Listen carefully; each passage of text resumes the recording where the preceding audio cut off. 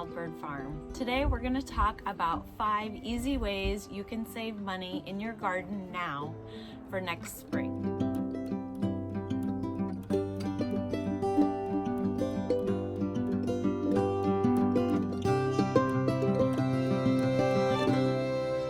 So it's likely that you have heard of or maybe even done a few of these things, but I am hoping 1 or 2 of them will be brand new to you. Today we are going to be saving seeds, digging corms and bulbs, digging whole plants to overwinter, taking cuttings of live plants, and then talking about dividing some plants. And while I normally do that in the spring, that's just a little bonus that depending where you're at, you can still do it this time of year. So the first money saving tip is probably the easiest thing to do and the most well known, and that's to save seeds. Here, running a small flower farm, I am saving seeds left and right this time of year. So let's look at some video and we'll walk through what I've been busy saving. In general, you want your seeds to dry out in the field as much as possible. Zinnias are a great, easy plant to start saving seeds with. I like to have mine dry in the field, and then you can pick them apart and carefully pull out the dried seeds. You'll get familiar with what each type of seed looks like in your garden as you're saving them.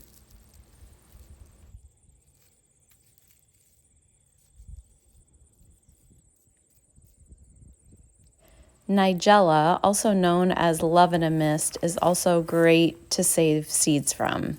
You can see it already self-sowed here in my garden. I grow these in succession, so throughout the summer I have been harvesting the seed pods. Once they are dry to the touch and kind of crack open, this is a great time to save your seeds. Now, I like to take these seeds in and save them until late winter or early spring when I sprinkle them into the garden. But as you can see, you could just drop the seeds where you want them now in the fall.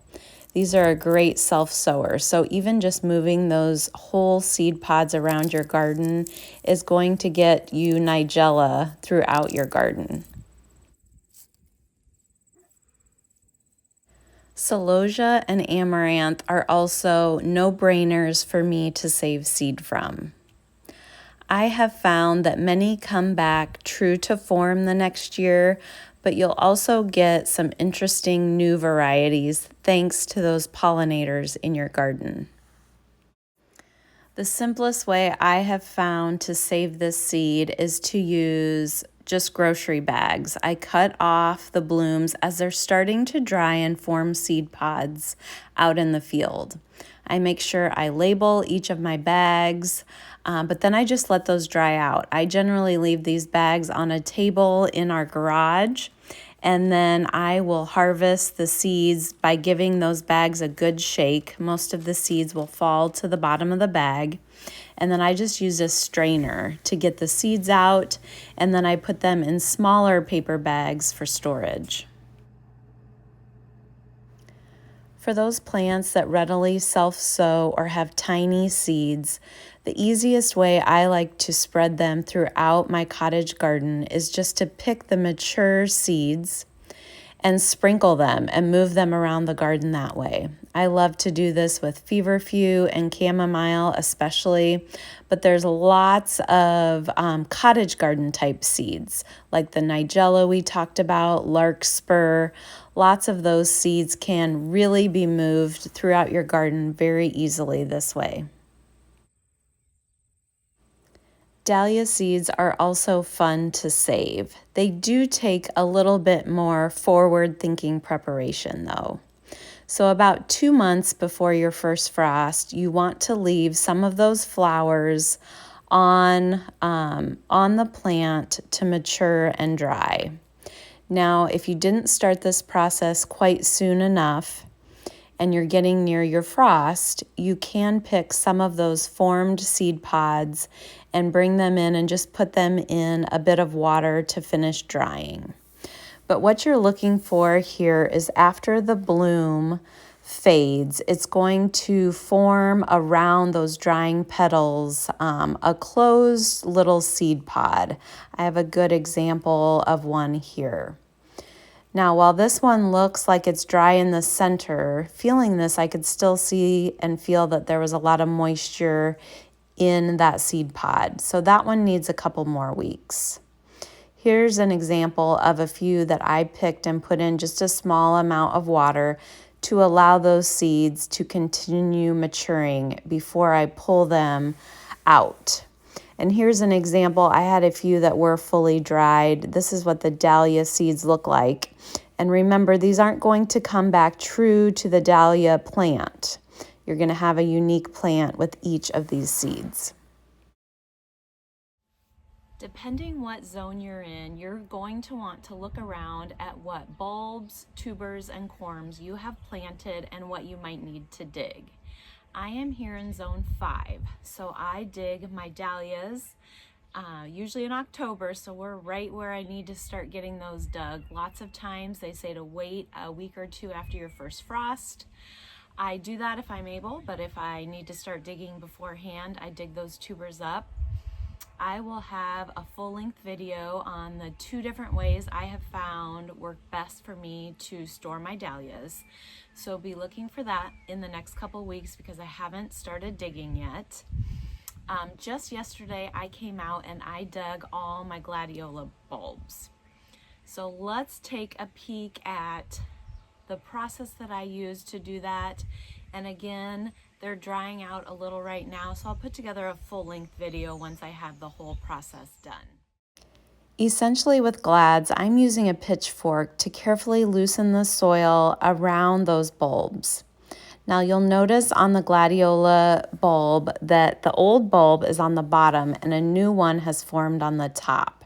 Sometimes you'll have 2 that are kind of hooked together. It's so satisfying to pop off that old bulb and you have the new one there ready to store for next season. You may also see a lot of little bulblets around that main new bulb. The first time I saw this, I was sort of freaked out thinking it might be a disease or something. But this is just a very healthy gladiola bulb that really wanted to grow some little babies. I usually just brush those off. Now you could save them and maybe in 2 or 3 years they'd produce their own flower stalk. But I just discard them and keep the good, new, healthy corm. I just carefully go through the patch digging up my gladiola corms this way. Now I do like to bring them up to our covered porch and lay them out to let them dry a little bit, generally with the stems on for a week or 2. This isn't absolutely necessary though. One year I just immediately cut off the green tops and stored them and that worked out fine. I'll do a full video on this, but I do come back after I spread these out to dry for a couple weeks. I snip off the green matter and then I lightly bounce them around in some diatomaceous earth just to make sure we aren't harboring any critters to overwinter. And then I just store them in a paper box in a cool, dark location, and they are ready to go next May. The one technique that was new to me this year was digging up whole plants that are not hardy to my zone. So if you've been around for a while, you might have seen the video where I started zonal geraniums from seed. Well, I read up on they are pretty easy to store over the winter, and I am trying 2 different techniques this year. The first way is I potted up a couple of my geraniums into nursery pots, just using damp soil. I need to go through and pick off all these yellow and browning bits, but we're going to keep these in a cool, just low light situation, just trying to keep them alive throughout the winter. We aren't going to have them flowering, but just keep them alive. The second method is I knocked all of the dirt or most of the dirt off of the roots, and you're supposed to store these upside down in a brown paper bag. I think I ended up putting 5 or 6 of them in the bag. So I'll report back on which way, and hopefully both, worked next season. But the thought is that you'll just pull them out of their semi-dormancy, pot them up, and then when all danger of frost has passed, they can go back out in the garden. Our fourth money-saving tip is to take cuttings. Now you can take cuttings on things like hardwood perennials, so roses. I don't have any of those. You can take cuttings from roses. I have taken spring cuttings from lavender and propagated that very successfully. This fall, I was looking around at some of my tender annuals that weren't going to make it through the winter.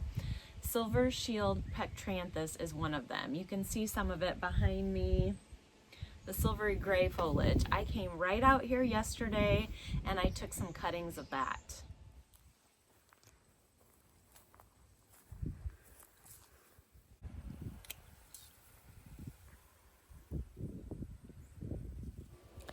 The process here was simple. I just took about 3 to 4 inch cuttings, trying to cut just below a node.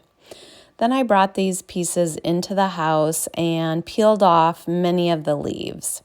Remember, we're trying to get this little guy to produce roots, not so much top growth at this point. Now my jar ended up being a little bit low with water, so I went over and filled that up nearer to the top to make sure all of those stems could reach the water easily. I put a bit of cellophane over the top of the jar and just poked some holes in it that these little stems could fit down in. That way they wouldn't drop and be submerged in the water, but the bottom of their stems would be in the water. Having not done this before, I did quite a few of these, not knowing if they would all make it. So I think next year if I have 3 or 5 plants, that will be enough for me in the landscape. But I'm thinking I'm just going to keep these in a bright but not in direct sunlight, making sure that the water level stays high enough that they're in water. Once I see that they have started creating roots, I'm going to pot them up into small pots with potting soil. And then at that point, I will need to probably put them under a grow light for the duration of the winter months until I harden them off to get them planted outside. Since I haven't tried this with plectranthus before, I'll report back if it works.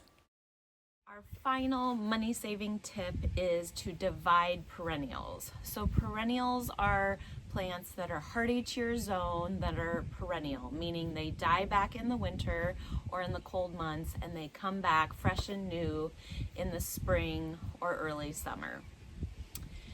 Once you've had these plants for a few years in the ground, you may want to think about dividing them. You can do this for a few reasons. Maybe the plant is just getting too large for the space it's in. That's a great reason to divide it. Another reason would be if you want just more plants. So that's an easy and free way to get more plants. Another indicator, if you look at your perennial and it's kind of died off in the center, that is also a clue to you that it might be time to divide your perennial. I've divided perennials on here before. Some of my favorites, which I generally do in the spring or in late summer. So right now we are heading into the second week in October here in zone 5. It's probably too late for me to comfortably divide anything, although you could still divide. Like if you had a large mum that had flowered, you could divide it and mulch it very heavily and try and overwinter that. I prefer to do it in the spring. So hardy mums, hostas, bearded iris, daylilies, those are some that I divide a lot, but there are lots that you are able to divide either to multiply the plants in your garden or to share or to swap with friends. So if you don't feel comfortable doing that this fall, put that on your list for next spring, and it might be worth a look now to walk around and just kind of make notes of things that you do want to divide. Because if you're like me, especially these hostas behind me, they come up in the spring and they look beautiful and bright green and glorious. But then late summer, I'm looking at them like, yeah, I could have divided those. Or maybe you didn't realize that they had that center die off. So make some notes now for dividing next spring. Just to recap, 5 quick things you can be doing now to save big money in your garden. Saving seeds, digging corms, tubers, and bulbs, digging whole plants and storing those to plant next spring, taking cuttings of plants to propagate either in water, soil, or sand for next season, and dividing those perennials. Let me know in the comments below what you have found successful and some of your favorite plants to do these techniques with. Until next time.